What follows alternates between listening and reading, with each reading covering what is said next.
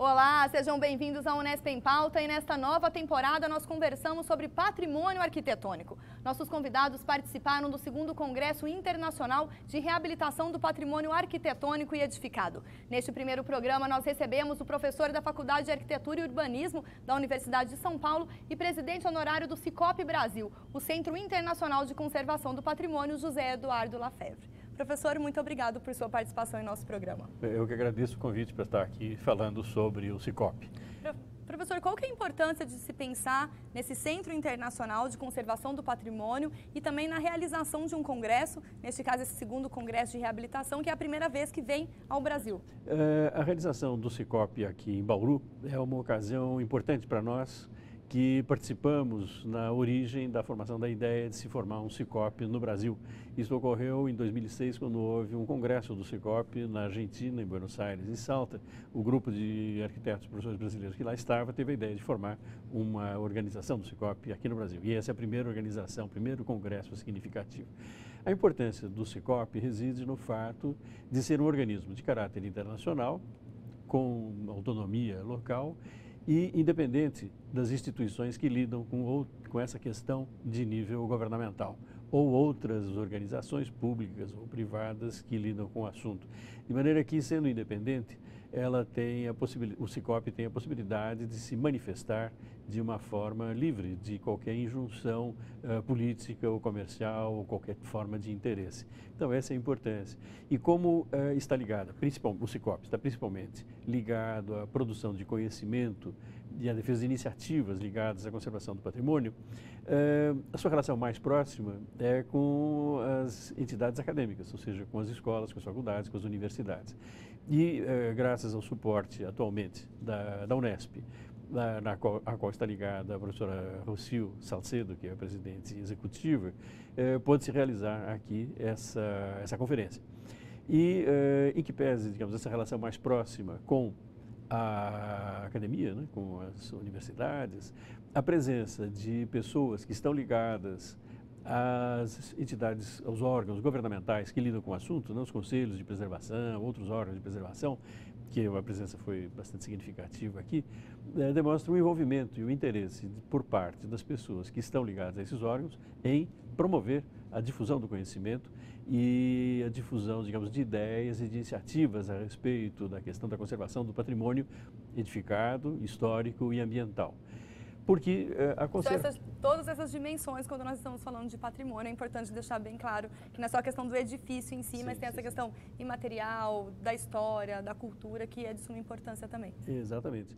Porque a conservação de cada um desses segmentos independentes está ligado essa conservação está ligada a uma visão a respeito do papel da preservação dentro do contexto cultural de uma forma ampla. De maneira que conservam-se edifícios ou conservam-se práticas culturais não tanto no seu isolamento, mas sim no seu significado com a cultura da sociedade. Como arquiteto e como professor de História da Arquitetura, nós não entendemos o estudo do edifício independente de uma situação cultural, de uma situação social.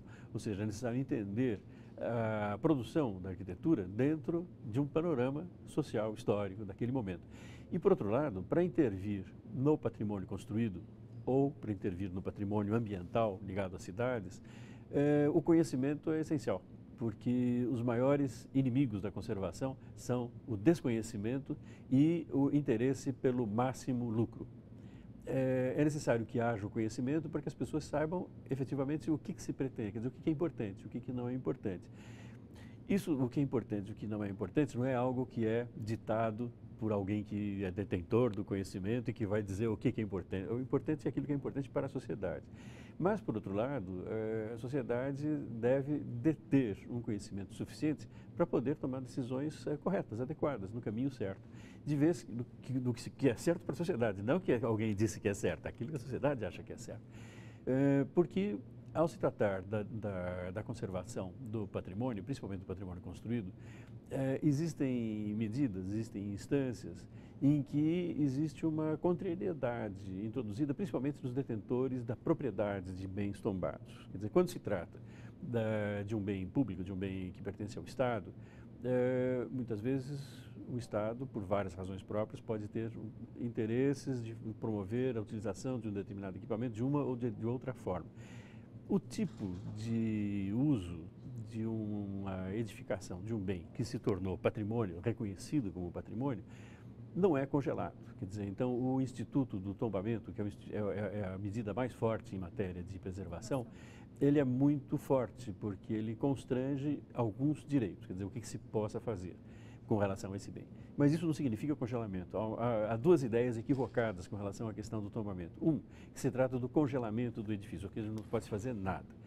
E isso não é verdade. Quer dizer, o objetivo da recuperação ou do restauro, que é esse o nome correto, de uma edificação, é reintroduzi-la numa posição de utilidade perante a sociedade. Quer dizer, o restauro, e primeiro, é um projeto. Que não é só a memória, mas é garantir uma nova utilização para aquele espaço. Exatamente. Quer dizer, então, um bem, um edifício que esteja tombado e que fique congelado, não tem utilidade nenhuma. Quer dizer, ele pode estar preservado, mas só que, se ele não tiver uso, ele entra em decadência pela própria inexistência de uso. Então, a participação social continua sendo de suma importância nesse edifício. É preciso que os bens tombados sejam reintegrados.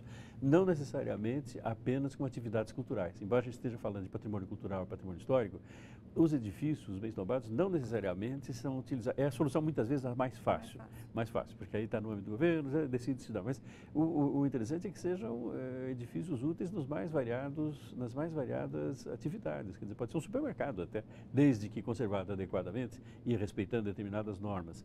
E reintroduzindo o edifício numa forma de utilização coletiva, onde as pessoas visitam, conhecem e tudo mais, ele é uma forma educativa e uma forma de valorização da identidade. Porque esse é um outro aspecto importante da preservação, que é o caminho de autoidentificação de uma determinada cultura.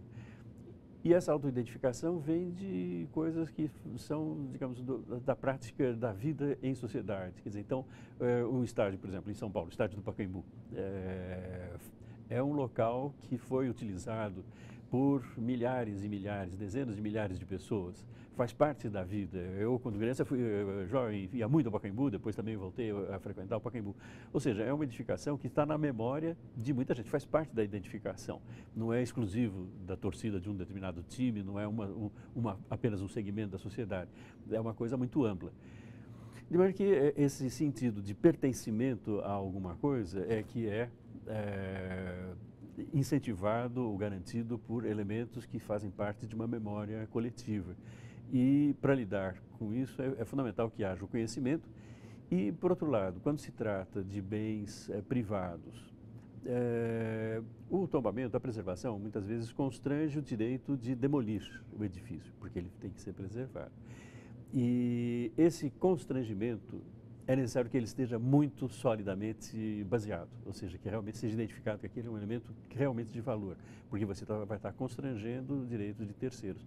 Por outro lado, o detentor da propriedade de um bem que seja tombado, é importante que ele tenha conhecimento e receba uma valorização pelo fato de que ele é o proprietário responsável por um determinado edifício.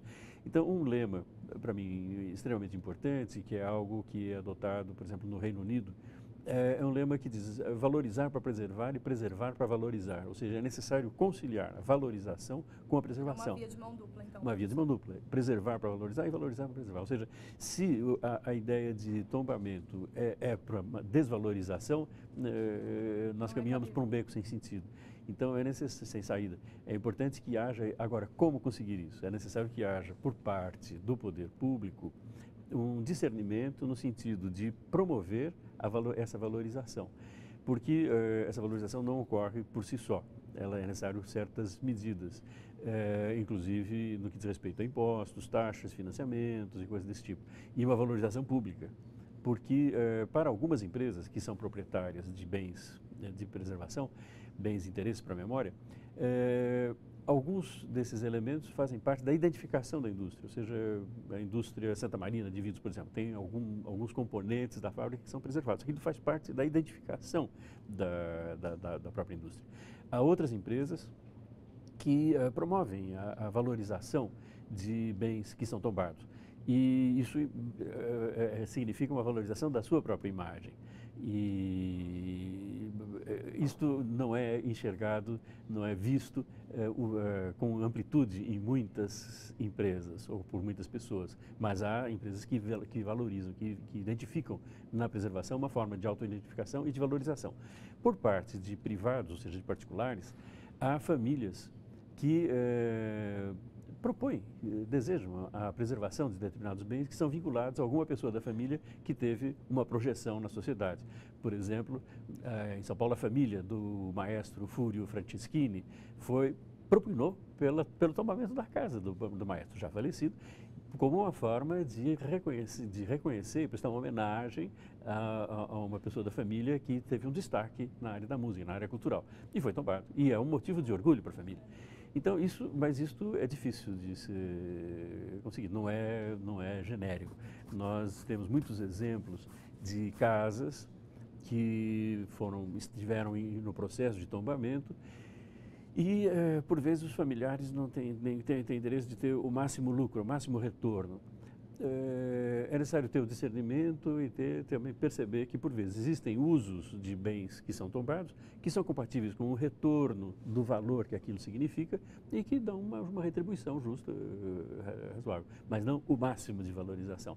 Então, esse desejo de ter sempre o máximo é um inimigo da preservação. Quer dizer, então é necessário ter mas por outro lado, é necessário que o governo, que o Estado dê um apoio a que haja a possibilidade de um retorno significativo. E ao longo desta temporada, então, do Unesp em Pauta, nós vamos conversar com vários dos pesquisadores de outros países e também aqui do Brasil, que discutem essa questão da valorização, da conservação do patrimônio na dimensão de política pública, de questão imaterial, da atuação de órgãos internacionais, Sim. que sempre nesse debate em prol dessa defesa que o senhor fez aqui no nosso programa. Muito obrigada, professor. Perfeitamente. Foi um prazer. Muito obrigado. Eu que agradeço. O Unesp em Pauta fica por aqui. Acompanhe a nova temporada sobre patrimônio arquitetônico na programação da TV Unesp e em nosso site. Obrigada pela companhia e até mais.